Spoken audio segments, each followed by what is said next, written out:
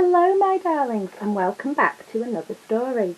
Today we are reading Beauty and the Beast. So we are going to France. Ooh la la. Once upon a time there lived a young prince. The prince was selfish and unkind. One night he heard a heavy knock on his door. It was an old beggar woman.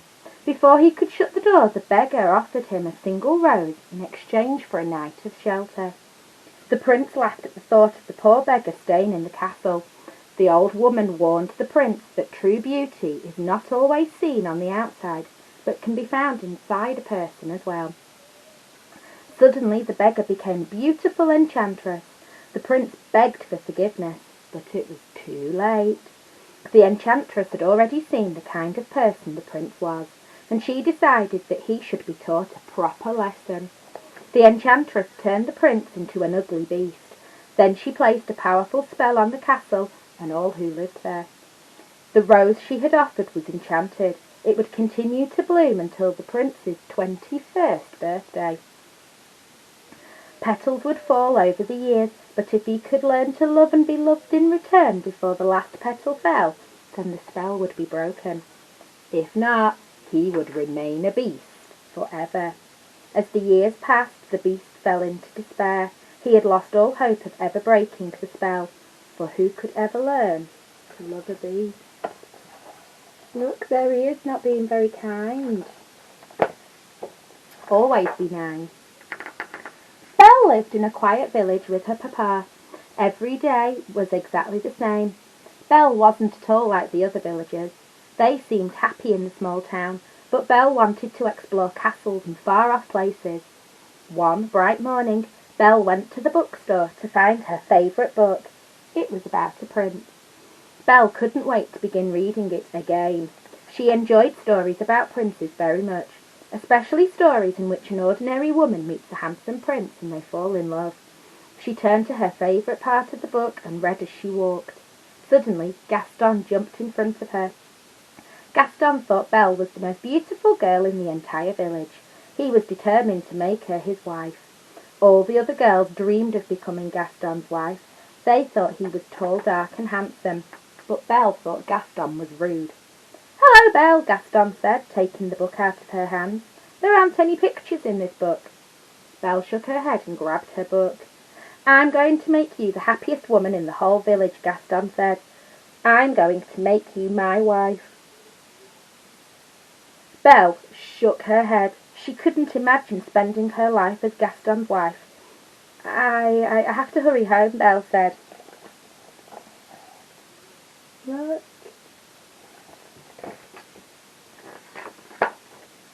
Belle's papa, Maurice, was going to a fair to show off his new invention. On the way, Maurice's horse, Philippe, got scared and ran away. Maurice was alone in the dark forest. He wandered in the darkness until he found a castle. When no one answered, he pushed the door open. Maurice walked past a candlestick and a clock. "Not a word, Lumiere," Cogsworth the clock said to the candlestick. "Have a heart," Lumiere told Cogsworth. Then he turned to Maurice and said, "You're welcome here." At first Maurice was scared. He had never seen a talking candlestick or clock before, but he was thankful for their kindness. They went into a large room with a comfortable chair and a warm fireplace. Maurice settled into the chair as the door opened. "Who are you?" roared the beast. "You are not welcome here." "I just need a place to stay," Maurice stuttered. "I'll give you a place to stay," the beast said, and he threw Maurice into a cold, dark dungeon. There he is. It wasn't long before Philippe found his way home. "Where's Papa?" Belle asked. "You must take me to him." Philippe led Belle through the forest to the beast's castle. Belle held her breath and pounded on the castle door. When no one answered, she slowly pushed it open. She wandered through the dark halls and finally found her papa. "Oh, Papa!" Belle cried. Papa heard a terrible roar. "What's that?" she called out. "I'm the master of this castle," the beast replied. "Please let my father come home with me," Belle begged. "He's sick." "He's my prisoner," the beast said. "Will you let him go if I stay in his place?" Belle asked. The beast stepped into the light. Belle gasped when she saw him. "Will you promise to stay here forever?" he asked her. Belle took a deep breath. "Yes." With that, the beast threw Maurice out before Belle could even say goodbye.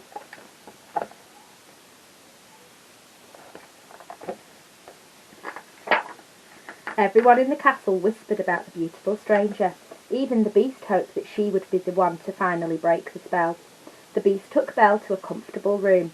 "You can go anywhere you like," he said, "except the west wing. It's forbidden." When the beast shut the door, Belle sat on the floor and cried.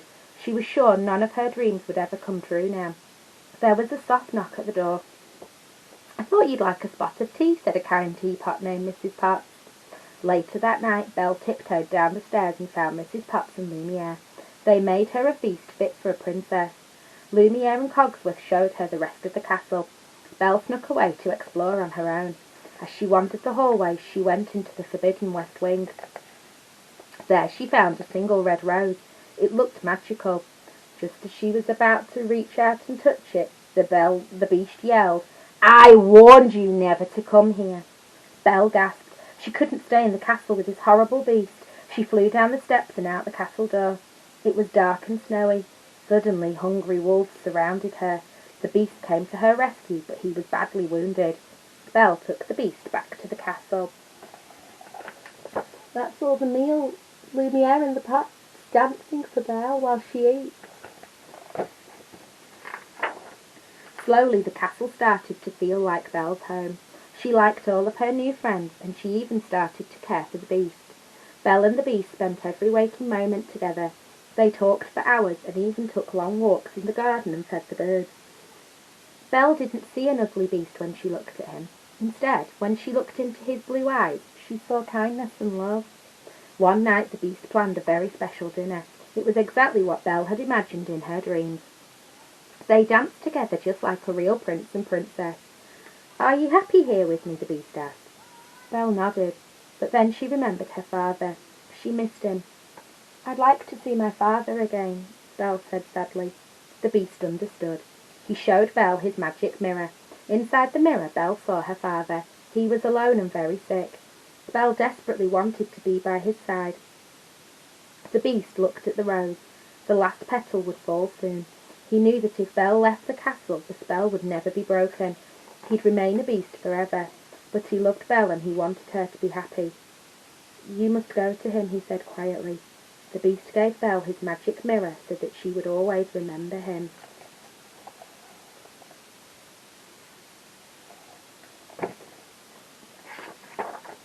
Belle returned home to her father. He was so happy to see her.